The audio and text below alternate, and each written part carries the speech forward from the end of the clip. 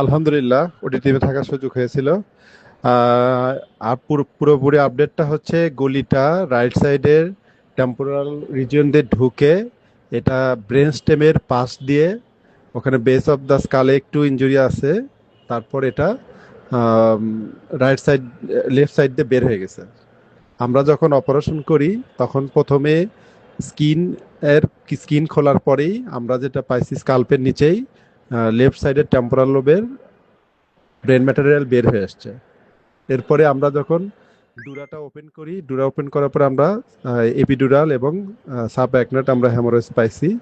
আর temporal লোবে laceration আগে তো বলেছি বের হয়ে আসছে। আমরা এখানে হোমিওস্টেসিস করছি। হোমিওস্টেসিস করার পরে আমরা ডিকম্প্রেসিভ প্ল্যানেক্টমি করে জাস্ট ক্লোজ করে দিছি। এরপরে পায়েও একটা ইনজুরি ছিল, পায়ের ইনজুরিটা মনে হচ্ছে যে এটা রিক্সা থেকে পড়ার কারণে হয়েছে এই অবস্থা। তবে সর্বশেষ যেটা আপডেট সেটা হচ্ছে ওনার base of the skull fracture হওয়ার কারণে ওরাল ক্যাভিটিতেও ব্লাড বের হচ্ছে।